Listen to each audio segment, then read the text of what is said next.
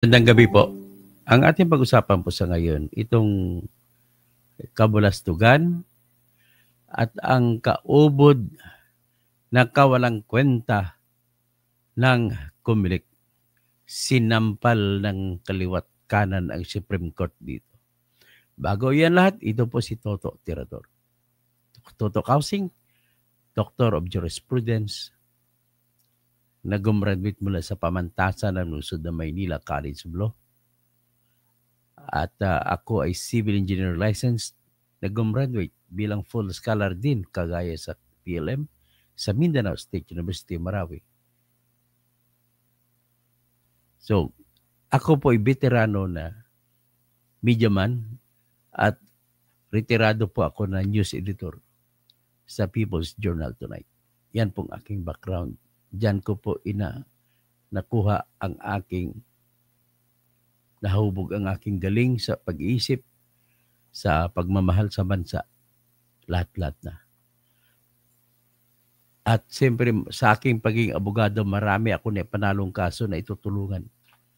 Andyan yung papanalo ko yung mga isa sa matinding panalo na hindi ko makalimutan na yung pinanalo ko yung hindi ko nabagitin pangalan, yung mga tauhan ni Ombrakato.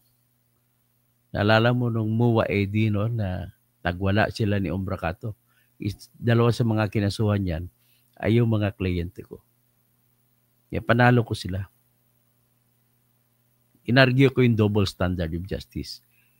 Inargue ko na bakit hiwalay ang katarungan na ina-apply sa Kristiyano na katulad ko at parang iba ang ina-apply sa mga kliyente na mga Muslim kliyente ko. Nag-argue ako to sa Taguig. Pagkatapos ko na oral argument ng oratory na dineliver ko doon, I delivered the points of discrimination. And I delivered the first rule of the human rights, which says no person shall be deprived of life, liberty, or property without due process of law. Due process of law. And no person shall be deprived of the equal protection of the law. So equal dapat ang protection. Kung ang mga ibang akusado na na-dismiss na ang kaso ay hindi na pwede sampahan ng motion for reconsideration, in the same manner na dapat ganun din ginawa sa mga kliyente ko ng mga Muslims. Now, yun panalo ko. It was a burning speech. Kung na-record ko lang sana, maganda ipaparinig ko dito. But then, yan lamang po, one of those best moments of my life as a lawyer. So anyway, ang pag-usapan po natin sa ngayon yung sinampal ng kaliwat kanan, ubod ng katarantuduhan ang ginagawa ng Comelec sa kaso ni Abante. Akalain mo, dinisqualify nila yung nanalo na si Luis Joey Uy sa kanilang katwiran na si Luis Joey Uy ay hindi siya natural born, kundi naturalized citizen. Ang nakakahiya pa rito, pagkatapos na ma-disqualify, inupo nila second placer na si Benny Abante sa Manila 6th District. Ano ang sinampal nila kaliwat kanan dito na Supreme Court? Ito po ay yung in-bank decision ng Supreme Court sa kasong Dato Pax Ali Manguda Dato versus Comelec na kung saan pahasang sinabi ng sumisigaw ang Supreme Court sa pagsasabi, mula ngayon, hindi na pwedeng gagamitin ang second placer rule. Kung madidisqualify ang nanalo, hindi na pwedeng gamitin ang second place. Ang second place ay second place lang. At mas marami ang hindi bumuto laban sa iyo. Ganun dapat. Kung ano ang ginawa niya dito ng Comelec, akalain mo may desisyon ng Supreme Court ang desisyon ng Supreme Court na ganun ay June 19 lumabas. Alam ng mga Comelec commissioners at saka alam ni George Erwin Garcia. Tapos nagsalita pa siya na mag-aapila sa desisyon kasi gusto niya kung sino yung Kung ma-disqualify yung panalo, dapat kung sino second place ay iupo. Yan ang gusto niya ipila. Nag-usap sila ng bagong Solicitor General na si Darlene Berberabi na asawa ni Samboy Lim. Siguro nakumbinsi niya siya ni Darlene Berberabi na huwag na umapila. Kaya dahil hindi na sila umapila, ano na ang ginawa nila? Di magiging final na yung utos ng Supreme Court in 15 days. So kung June 19 plus 15, that is 34 plus 5, 34, no? 34. So minus 30, dapat July 4, final na. Akalain mo July 7 kanina. Naku, patay tayo.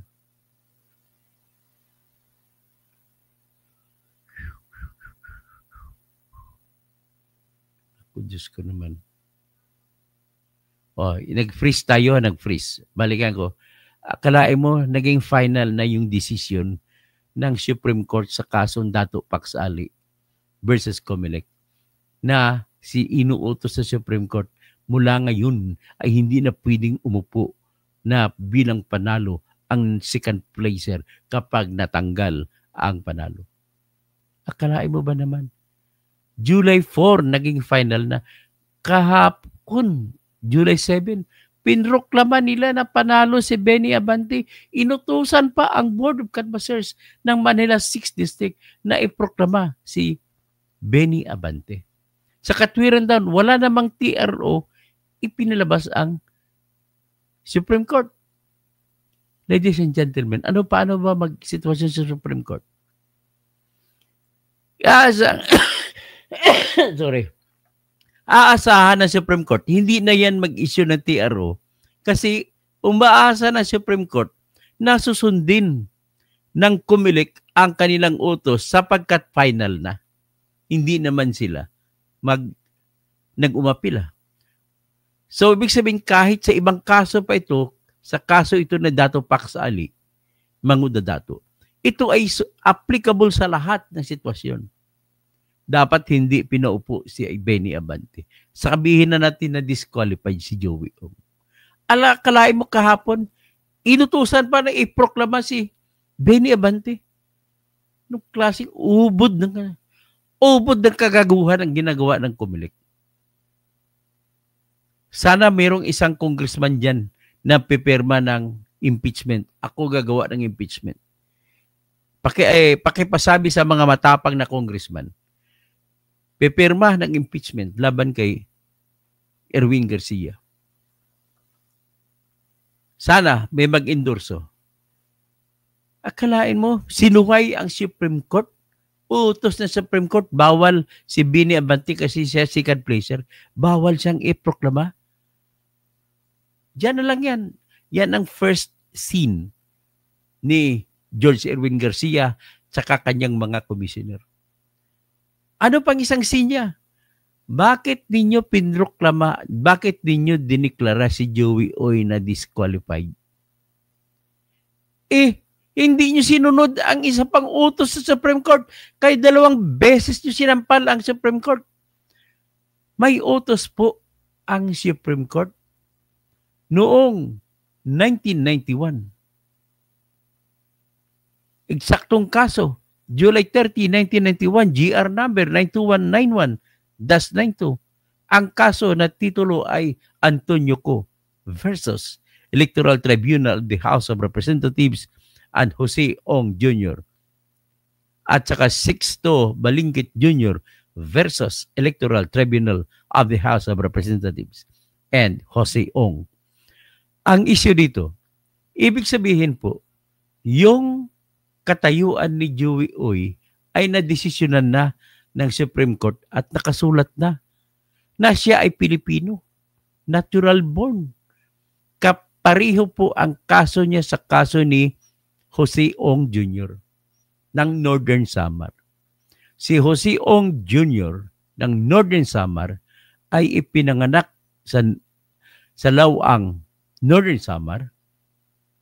Sa panahon na 1935 Constitution ang namamayani at kung saan tinutukoy ng tatay niya ay Chinese at ang nanay naman niya ay waray na Pilipino. So ngayon, ang nangyari sa buhay ni Jose Ong Jr., pagdating niya ng 9 years old, o 1958 to be exact, kasi 1949 siya pinanganak, ay naaprubahan ng Court of First Instance ng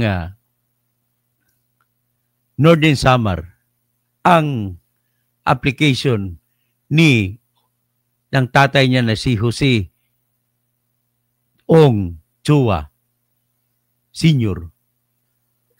Tapos dahil minor de edad si Jose Ong Jr., automatic ang lahat na niyang anak na minor de edad ay naging Pilipino.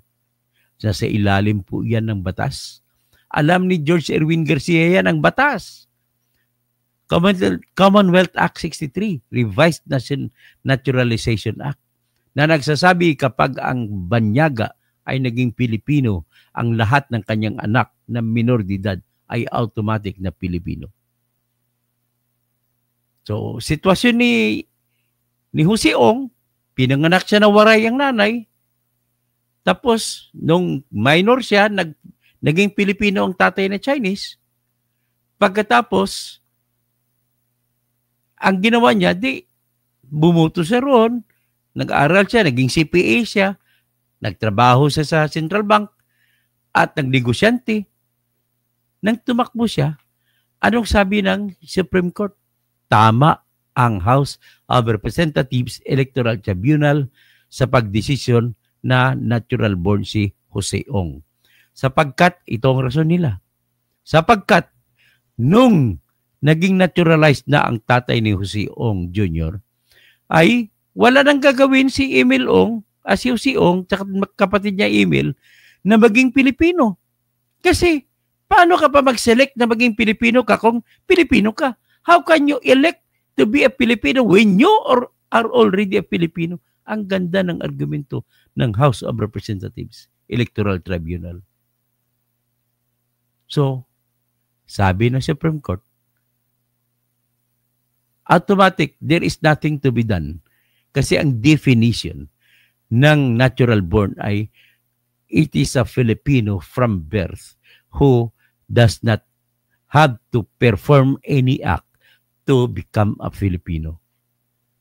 Dahil naturalized sa tatay niya at saka nag-naturalized minor de edad pa siya, wala na siyang gagawin para maging Pilipino. Kaya natural born. George Erwin Garcia at saka si Dean Ernest Maceda, si Ray Bulay, sino pang iba dyan, si Nelson Celis, marami kayo dyan. Puro kayo mga, tawagin ko na pasensya na kayo, tatawagin ko talaga kayo ubob. O na kayo nagpa-ubob-ubob lang, kunwari hindi nyo alam. Dapat alam nyo yun kasi batas yun. 2 beses sinampal sa Supreme Court. Pangalawang sampal yan na nag-utos na Supreme Court. Basta ang isang bata na ipinanganak na Pilipino ang nanay at ang natatay ay hindi Pilipino, basta kaya ang tatay ay naging Filipino naturalization process, automatic siya nagiging natural born kung nangyari ang naturalization na minor de edad pa yung bata. Parihad din kay Joey Oy. Ano nangyari kay Joey Oy? Pinanganak siya March 15, 1962. 1935 Constitution din ang namamayan eh. Ang tatay niya nag-apply ng naturalization 1967 or 5 years old si Joey ay naging Pilipino, naturalized. So ibig sabihin hindi niya kailangan ni Joey na manumpa. Gumawa ng sinumpang salaysay na gusto niya maging Pilipino. How can he choose to be a Filipino when he's already a Filipino?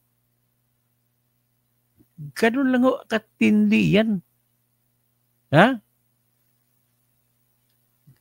Ubod ng ano talaga. Ano nangyayari? May pera-pera ba dito? Tapos dadaanin nyo sa technical ang Pilipino? Ang resulta niyan, pinaupo nyo po bilang sisweldohan ng bayan ang isang tao na hindi man lang nanalo. So, ibig sabihin po, yung buwis natin, yung tax natin ay, inyo lamang ito ay sinisira. Saan mapupunta ngayon ang tax natin? O ngayon, because of that, magbabayad tayo, gagastos tayo sa mga, magbabayad tayo ng sweldo sa mga taong hindi na nanalo, hindi siya nahalal.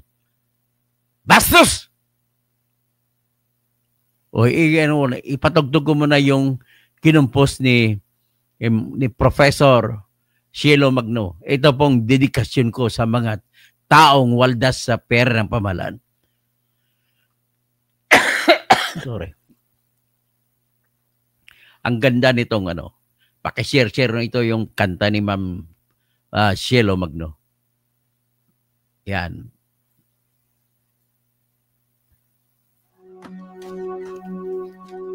Dedicated to George Erwin Garcia.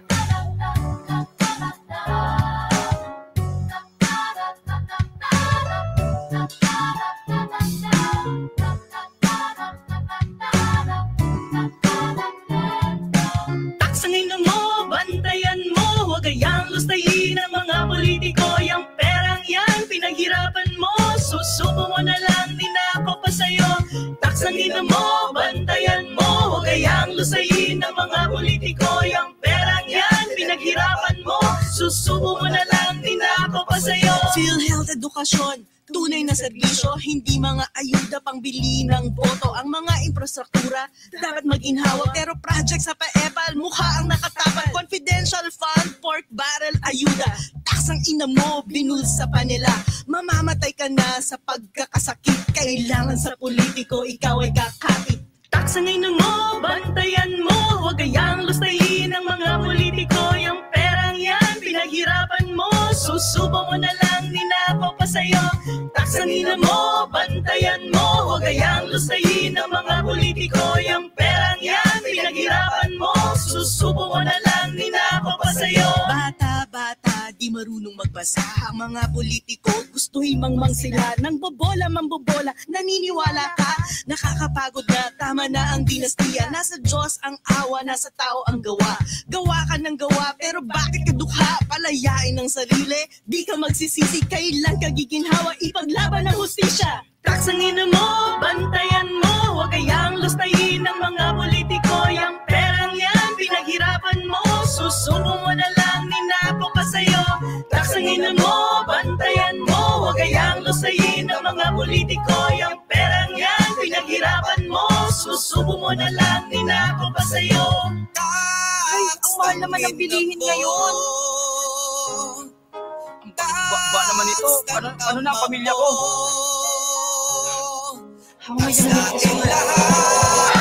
Taksangin mo, nagagago at magiging tayo inoloko ng gobyerno. Yung perang yan, pinaghirapan mo. Susubo mo na lang, ninako pa sa'yo. Taksangin mo, bantayan mo. Pero patuloy naman tayo niloloko dahil tax na pinakaya natin. Yes, na ibalik sa atin ang servisyo, kagaya ng PhilHealth at maayos na edukasyon. Ito ay nilalagay sa ayuda, nilalagay sa amaw, susunod na lang, ninako pa sa'yo. Ayan. Thank you, Madam Prof. Sherlo. Dahil binigyan mo ko ng permiso sa pagpatugtog niyan. So, maraming salamat po at magandang gabi po kay Sir Fernando Rafael Fernandez Cuervo. Senyor, gracias for your appearance from Logroño, La Rioja, España. Nestor Guillermo, dapat gumalaw na ang Supreme Court. Binabalahura na sila ng COMELEC. Hindi na sila ginagalang.